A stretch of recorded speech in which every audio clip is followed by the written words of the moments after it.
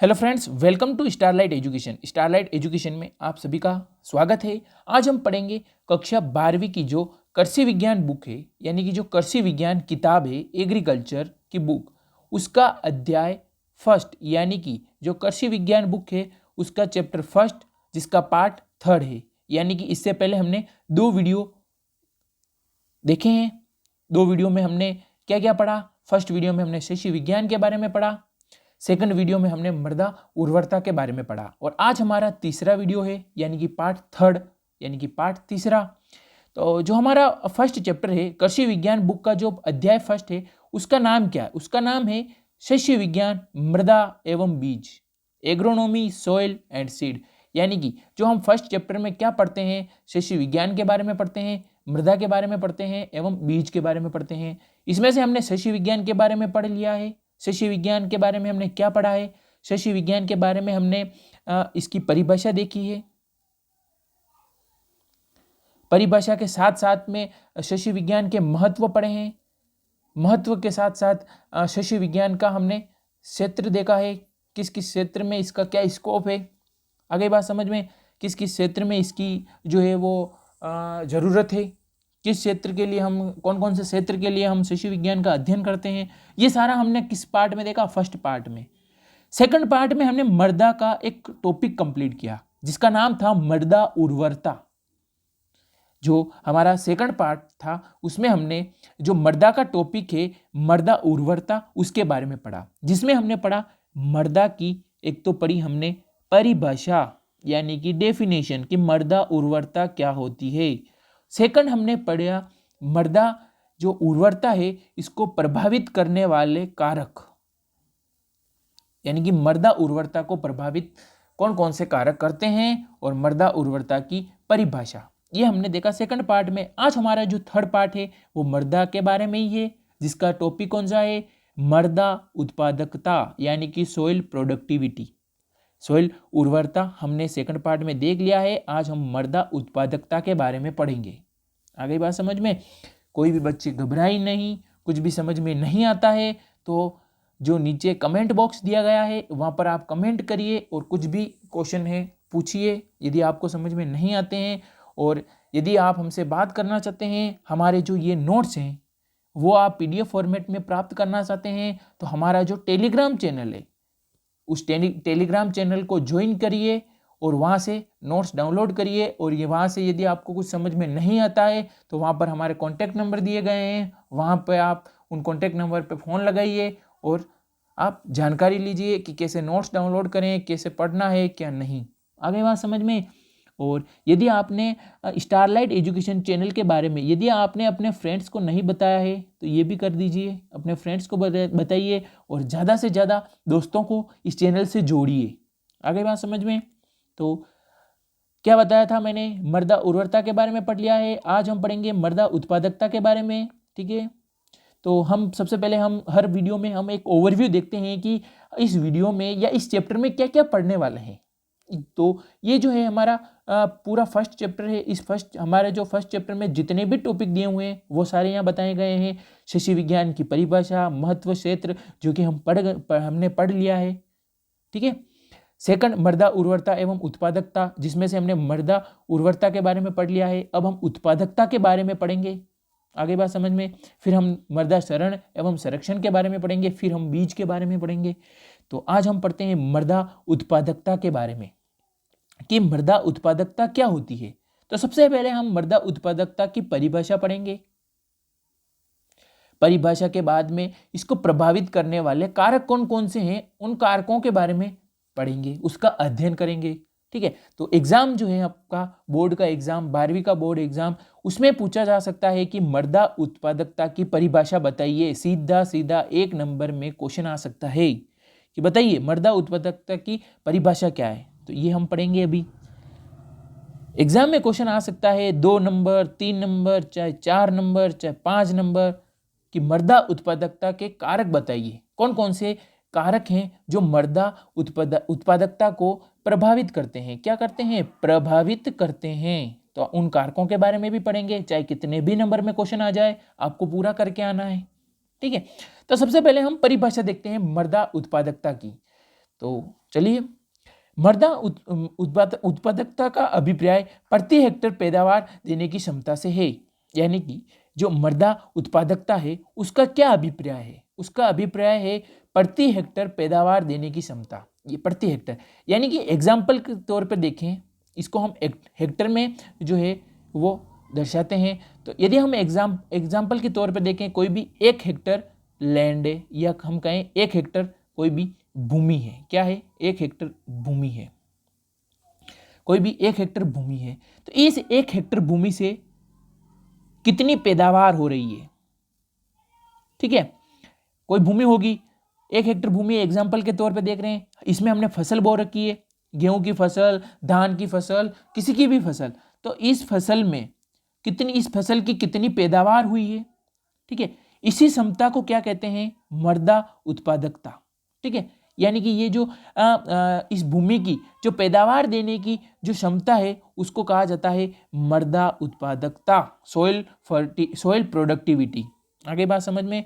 तो यही है प्रति हेक्टर पैदावार देने की क्षमता से। यानी कि कोई भी भूमि है, जैसे कि एग्जाम्पल के तौर पर 1 हेक्टर भूमि है, तो उसमें कितनी पैदावार हुई है। तो ये जो पैदावार होने की या पैदावार देने की जो क्षमता है उसी को कहा जाता है मृदा उत्पादकता। तो अब इस मृदा उत्पादकता को किस में व्यक्त करते हैं? क्वेश्चन आ सकता है 1 नंबर में, किस में व्यक्त करते हैं? तो आपको बताना है, एक तो रुपयों में और दूसरा बताना है प्रति हेक्टर उपज के रूप में। आगे बात समझ में? ये भी इंपॉर्टेंट पॉइंट है। सबसे पहले हमने परिभाषा देखी, मृदा उत्पादकता का अभिप्राय प्रति हेक्टर पैदावार देने की क्षमता से है, और किस किस में व्यक्त करते हैं? तो एक रुपयों में व्यक्त करते हैं और दूसरा है प्रति हेक्टर उपज के रूप में व्यक्त करते हैं। तो हम बात करेंगे मृदा उत्पादकता अधिक, मृदा उत्पादकता कम। आगे बात समझ में? अधिक और कम। तो मृदा उत्पादकता अधिक कम होगी, कब होगी? जब हमें रुपए ज़्यादा प्राप्त होंगे। अगर कोई भी फसल है, किसी भी मृदा में हमने फसल बोई है और उस फसल से हमें यदि ज़्यादा मुनाफा हुआ है, मुनाफा कब होगा? जब हमें ज़्यादा पैसे प्राप्त होंगे या ज़्यादा रुपए प्राप्त होंगे। तो ज़्यादा रुपए प्राप्त हुए यानी कि वहाँ की जो मृदा की जो उत्पादक क्षमता है वो अधिक होगी, यानी कि उत्पादकता अधिक होगी। यदि हमें पैसे कम प्राप्त हुए किसी कारणवश, कौन से कारण हो सकते हैं? प्राकृतिक कारण, वो हम प्राकृतिक कारक भी देखेंगे, कौन कौन से ऐसे कारण हैं या कौन से कारक है जिससे हमें पैसे कम प्राप्त हुए हैं। और पैसे कम प्राप्त हुए हैं यानी कि वहाँ की जो उत्पादकता है वो कम हुई है। पैसे कम होंगे तो जाहिर सी बात है कि मृदा उत्पादकता कम होगी। यदि पैसे ज़्यादा प्राप्त हुए हैं तो जाहिर सी बात है कि वहाँ की मृदा उत्पादकता अधिक होगी। तो वो कारक भी देखेंगे जिससे हमें पैसे कैसे अधिक जो है हम कमा सकते हैं, अधिक मुनाफा हो सकता है जिससे उत्पादकता अधिक हो। और कौन कौन से कारक हैं जिनसे कि पैसे हमें कम मिलते हैं, रुपए कम मिलते हैं, जिससे हमारी मृदा उत्पादकता जो है वो कम होती है। आगे बात समझ में? जाहिर सी बात है इसको रुपयों में व्यक्त करते हैं और प्रति हेक्टर उपज। और यदि किसी भूमि से कोई मृदा है, किसी मृदा में अगर उपज अच्छी हुई है तो यानी कि उपज अच्छी होगी तो क्या होगा? जो मृदा उत्पादकता है वो भी अधिक होगी। यदि किसी मृदा में उपज अच्छी नहीं हुई है तो वहाँ की जो मृदा उत्पादकता है वो भी कम होगी। इसको किस में व्यक्त करते हैं? आगे बात समझ में? एक तो रुपयों में और एक उपज में। आगे बात समझ में? यदि रुपए ज्यादा प्राप्त हुए यानी कि उत्पादकता अधिक। यदि रुपए कम प्राप्त हुए हैं किसी भी फसल से जो कि हमने मृदा में बोई है तो उत्पादकता कम। और किसी भी कोई भी हेक्टर यानी कि कोई भी एक, जैसे एग्जाम्पल के तौर पर देखें 1 हेक्टर लैंड है, इस 1 हेक्टर लैंड से यदि हमें अधिक उपज प्राप्त हुई है, यदि अधिक उपज प्राप्त हुई है यानी कि यहाँ की जो मृदा उत्पादकता है वो भी अधिक। यदि 1 हेक्टर भूमि है एग्जाम्पल के तौर पे, यदि इससे हमें जो उपज है वो यदि कम उपज मिली है हमें, तो यहाँ की जो मृदा उत्पादकता है वो भी कम होगी। ठीक है, जैसी बात है इन दो फैक्टर्स में हम व्यक्त करते हैं। ठीक है, तो अब हम देखते हैं कि हमारे उपज में कमी कैसे आएगी और रुपयों में कमी कैसे आएगी।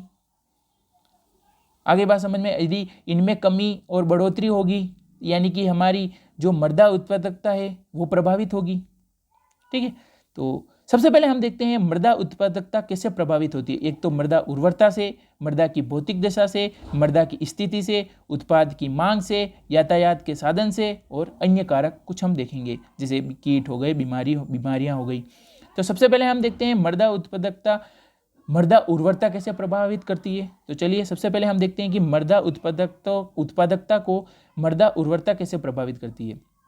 मृदा में यदि पौधों की वृद्धि के लिए सभी आवश्यक पोषक तत्व उचित मात्रा, उचित अनुपात एवं प्राप्य अवस्था में उपस्थित होते हैं तो मृदा उपजाऊ होती है और उसकी उत्पादकता भी अधिक होगी। आप जानते हैं कोई भी मृदा है, ठीक है, तो इस मृदा में हम जानते हैं कि यदि हम पौधे बोएंगे, कोई भी फसल बोएंगे, तो उसके लिए क्या आवश्यक है? उसके लिए आवश्यक है मृदा में, ये मृदा है अपनी, तो इस मृदा में क्या आवश्यक है? पोषक तत्व। ये पोषक तत्व किस लिए आवश्यक है? पौधों की वृद्धि के लिए। अगर किसी भी मृदा में पौधों की वृद्धि के लिए आवश्यक पोषक तत्व अगर उचित मात्रा में है, किस किस में है? एक तो उचित मात्रा में है, उचित अनुपात में है और प्राप्य अवस्था में है, तो इसका मतलब क्या है कि वो मृदा क्या है? वो मृदा उपजाऊ है। अगर मृदा उपजाऊ होगी तो आप जानते हैं कि जो वहां पर जो फसल बोई गई है वो फसल अधिक होगी। फसल अगर अधिक होगी तो आप जानते हो कि किसान को क्या होगा? अधिक मुनाफा होगा।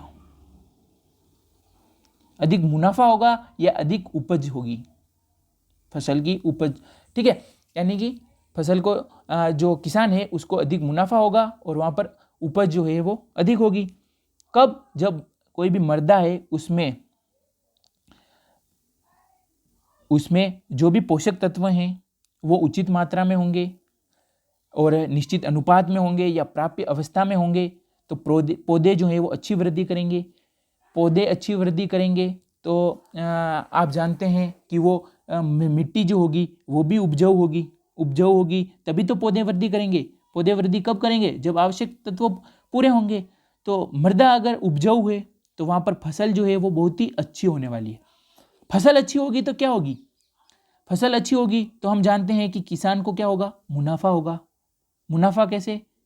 आप जानते हैं ज़्यादा फसल होगी तो ज़्यादा मुनाफा होगा, ज़्यादा पैसे मिलेंगे, ज़्यादा लॉटरी लगेगी किसान की। तो किसान को यदि ज़्यादा लॉटरी लगी, ज़्यादा रुपए प्राप्त हुए, यानी कि उत्पादकता, मृदा की जो उत्पादकता है वो क्या हो गई? अधिक हो गई। उत्पादकता अधिक हो गई। आगे बात समझ में? इस प्रकार से जो है वो मृदा उर्वरता भी जो है मृदा उत्पादकता को प्रभावित करती है। यदि मृदा उर्वरता अगर अच्छी नहीं होगी, किसी भी मृदा की जो कोई भी अगर उर्वरता है, यदि कोई भी मृदा है वो अगर अच्छी उर्वर नहीं होगी तो उससे क्या होगा? किसान को मुनाफा नहीं होगा। यदि किसान को मुनाफा नहीं होगा तो क्या होगी? उत्पादकता में कमी।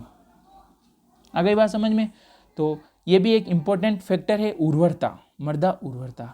यदि मृदा उर्वरता अधिक है तो जो उत्पादकता है वो भी अधिक होगी। वो उत्पादकता अधिक कैसे होगी मैंने आपको बता दिया है, ठीक है। उत्पादकता अधिक कब होगी? जब किसान को ज़्यादा मुनाफा होगा। मुनाफा कब होगा? जब फसल अच्छी होगी। फसल अच्छी कब होगी? जब मृदा उपजाऊ होगी। मृदा उपजाऊ कब होगी? जब उसमें आवश्यक पोषक तत्व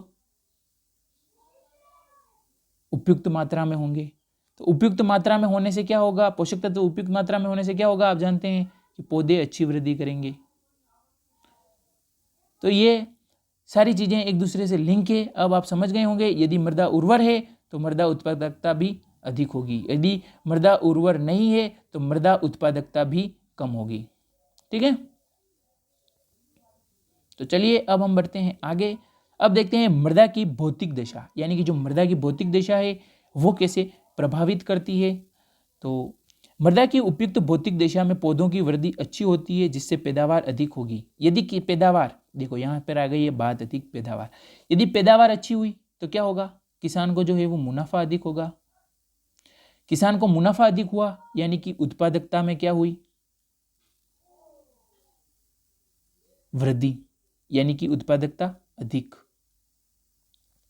यदि पैदावार अधिक नहीं होती तो मुनाफा कम होता, मुनाफा कम होता तो क्या होता? उत्पादकता में कमी। ठीक है, तो ये सब पैदावार अधिक कब होगी? जब पौधों की वृद्धि अच्छी होगी। पौधों की वृद्धि कब अच्छी होगी?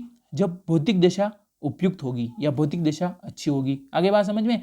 तो भौतिक दशा अच्छी हुई तो पौधों की वृद्धि अच्छी होगी, पौधों की वृद्धि अच्छी हुई तो पैदावार अधिक होगी, पैदावार अधिक हुई तो किसान को मुनाफा ज़्यादा हुआ, किसान को मुनाफा ज़्यादा हुआ यानी कि जो उत्पादकता है उसमें वृद्धि हुई। ठीक है, यदि ये सारे फैक्टर, भौतिक दशा ही अच्छी नहीं होगी तो सारा इसका उलट पुलट हो जाएगा, यानी कि इसमें कमी हो जाएगी। तो आप समझ सकते हैं कि जो भौतिक दशा है मृदा की भौतिक दशा भी कैसे एक इम्पोर्टेंट जो है वो रोल अदा करती है, किसमें? उत्पादकता में। तो अब हम देखते हैं ये भौतिक गुण कौन कौन से हो गए या भौतिक दशा कौन कौन सी हो गई। तो सबसे पहले मृदा की संरचना कैसी है, जो मृदा के जो कण है उनका आकार कैसा है, वहाँ की जल धारण क्षमता कैसी है, वहाँ का वायु संचार कैसा है, ये सारे क्या हो गए? भौतिक गुण हो गए जो कि अच्छे होने चाहिए। यदि ये भौतिक गुण अच्छे नहीं हुए तो आप जानते हो पौधे वृद्धि नहीं करेंगे, पैदावार अधिक नहीं होगी, किसान को मुनाफा अधिक नहीं होगा, मुनाफा अधिक नहीं होगा तो उत्पादकता में क्या होगी?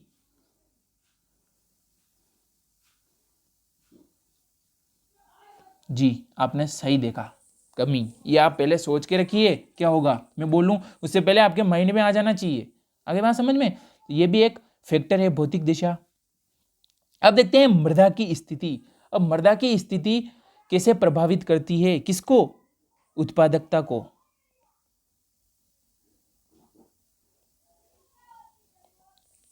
तो मैंने आपको क्या बताया था, इस जो मृदा उत्पादकता है, जो उत्पादकता, उसको हम किस में व्यक्त करते हैं? रुपयों में। ठीक है, उपज भूल जाओ एक बार, हम रुपयों में व्यक्त करते हैं। यदि किसान को किसी भी भूमि से, जैसे 1 हेक्टर भूमि है, उससे यदि अधिक रुपए प्राप्त हुए हैं तो हम कह सकते हैं कि वहाँ की मृदा उत्पादकता अधिक होगी। यदि पैसे कम प्राप्त हुए हैं तो हम कह सकते हैं मृदा उत्पादकता भी कम होगी। आगे बात समझ में? ये दोनों चीज़ें आपको पता है। तो यदि हम बात करें, कोई शहर है, ठीक है, कोई शहर है, इस शहर से काफी पास में एक खेत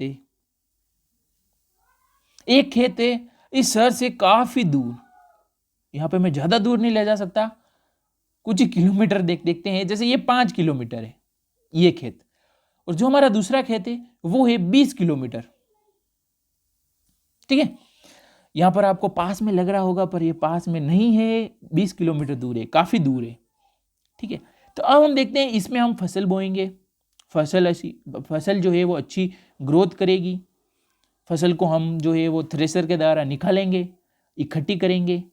ठीक है, फिर हम इस फसल को क्या करेंगे? मंडी में ले जाएंगे। यानी मंडी कहाँ होती है? हम जानते हैं जो शहरी इलाका होता है उसमें मंडी होती है। तो अब ये वाली जो फसल है इसको हम मंडी में ले जाएंगे, तो इसमें क्या होगा? जो ये वाली फसल है इसको हम मंडी में ले जाएंगे तो इसमें क्या होगा? कम खर्च होगा। कम खर्च होगा किसके बदले? जो दूर वाली है। यदि यहाँ की जो फसल है इसको हम मंडी ले जाएंगे शहर में तो ज़्यादा खर्च होगा। ज़्यादा खर्च किस में होगा? जो किसान होगा वो कोई साधन लाएगा किराया करके, तो उसको ज़्यादा किराया देना पड़ेगा। क्यों? क्योंकि ये खेत शहर से ज़्यादा दूर है और ये शहर से पास है तो इसको कम खर्चा होगा। इसको जहाँ जैसे 500 रुपये देने पड़ रहे हैं किराए के, तो इसको कितने देने हैं? इसको देने पड़ेंगे जैसे कि 2000। तो अधिक मुनाफा कौन से किसान को हो रहा है? आप बताइए, आप बताइए। ये अंतर मैं नहीं बताना चाहूँगा, आप बताइए कौन से किसान को ज़्यादा मुनाफा हो रहा है? जो जाहिर सी बात है जो ये पास वाला किसान है, शहर से पास वाला, उसको हो रहा है। क्यों? क्योंकि इसको कम खर्चा लग रहा है और इसको ज़्यादा खर्चा। क्यों? क्योंकि इसका खेत काफ़ी दूर है। तो हम कह सकते हैं कि जो शहर के पास वाले खेत हैं उनमें मृदा उत्पादकता अधिक हो सकती है। क्यों? क्योंकि उनको जो फसल है उसको खेत से शहर ले जाने में काफ़ी कम खर्चा होता है। यदि कम खर्चा होगा कम खर्चा होगा तो उससे क्या होगा, यदि कम खर्चा हुआ तो क्या होगा, किसान के पास रुपए ज़्यादा बचेंगे उस फसल के। यदि किसान के पास रुपए ज़्यादा आए तो इसका मतलब मृदा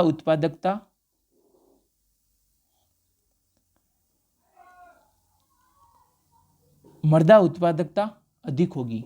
यदि किसान के पास कम पैसे हैं या कम पैसे बचे हैं तो मृदा उत्पादकता कम होगी। तो जो शहर के पास वाला किसान है, तो जो शहर के पास वाला किसान है उसमें हम कह सकते हैं जो शहर के पास वाली जो मृदा है तो उसकी जो उत्पादक होगी वो अधिक होती है, या जो शहर के पास वाली जो मृदा होती है वो अधिक उत्पादक होती है। अधिक उत्पादक क्यों होती है, क्योंकि वो ज़्यादा किसान को बेनिफिट करती है, ठीक है, किसान के पैसे बचाती है। यदि किसान के पास पैसे बचे, किसान के पास ज़्यादा पैसे, यानी कि वहाँ की जो उत्पादकता है वो अधिक होगी। क्यों, क्योंकि हम रुपयों की बात क्यों कर रहे हैं, बात ही हमने यही की है कि जो जो मृदा उत्पादकता है उसको रुपयों में व्यक्त करते हैं या उपज में व्यक्त करते हैं। आगे बात समझ में। तो हम रुपये का उदाहरण देख रहे हैं। क्यों, क्योंकि जो फसल शहर के जो पास वाले जो उत्पादक हैं यानी कि जो किसान हैं वो क्या करते हैं, उनको अच्छी सुविधा मिल जाती है जिससे उनके पैसे बच जाते हैं, मूल्य प्राप्त होता है, और पैसे बच भी जाते हैं और अच्छा मूल्य भी प्राप्त होता है। क्यों, पैसे बचेंगे तो अधिक ही होगा ना, क्योंकि किराया बच गया है तो अधिक मूल्य प्राप्त होगा, ठीक है। तो ये हम देख सकते हैं मृदा की स्थिति, यानी कि जो मृदा है वो मृदा है यदि शहर के पास होगी तो उत्पादक अधिक होगी। क्यों, क्योंकि यहाँ का जो किसान है इसको खर्च कम लगेगा अपनी फसल को यहाँ ले जाने में। यदि पैसा बचा, किसान के पास पैसा ज़्यादा, यानी कि वहाँ की जो उत्पादक क्षमता है वो भी अधिक। अब देखते हैं उत्पाद की मांग, यानी कि डिमांड किसी भी प्रोडक्ट की। किसी वस्तु का प्रति इकाई मूल्य बढ़ जाता है जिससे लाभ अधिक होगा, फलस्वरूप उत्पादकता में वृद्धि होगी। यहाँ पर भी वही बात हो गई, यदि लाभ अधिक होगा तो क्या होगा, उत्पादकता में वृद्धि होगी। लाभ, ठीक है, लाभ अधिक होगा तो क्या होगा, उत्पादकता में वृद्धि होगी। लाभ कम होगा तो उत्पादकता में कमी होगी। तो यदि किसी भी जो से कोई फसल है, जैसे मैं बात करता हूँ कोई टमाटर है, ठीक है, टमाटर की फसल है और इसके पास ही शहर है, तो शहर में क्या हो रहा है, बहुत सी सब्जी वाले हैं, आप जानते हैं वो बहुत सी सब्जियों वाले होते हैं शहर में, आपको बताने की जरूरत नहीं है। तो इन सब्जियों वाले के पास में क्या हो रहा है कि एक टमाटर की जो उस समय फसल थी उसमें कोई बीमारी फैल गई, जिससे क्या हुआ कि बहुत सारी जो टमाटर की फसलें थी वो खराब हो गई, ठीक है। तो टमाटर की फसलें खराब हो गई, कुछ फसलें जो थी वो अच्छी थी। तो ये जो खेत है हमारा वो अच्छी टमाटर वाला खेत है, इसमें कोई जो है वो बीमारी नहीं लगी है। तो शहर में कुछ सब्जियों वाले थे, उनके पास ज़्यादातर जो सब्जियों वाले थे उनके पास ख़राब टमाटर थे और वो टमाटर सारे फेंकने पड़े, ख़राब हो गए। तो शहर में क्या हुआ, जो अच्छे टमाटर वाले थे उनकी कमी हो गई और जो ख़राब टमाटर वाले थे उनकी ज़्यादा हो गई। तो इनके पास क्या हुआ, टमाटर की कमी हो गई ज़्यादातर सब्जियों वालों के पास। तो उससे क्या हुआ, जो अच्छे टमाटर थे उनकी डिमांड बढ़ गई।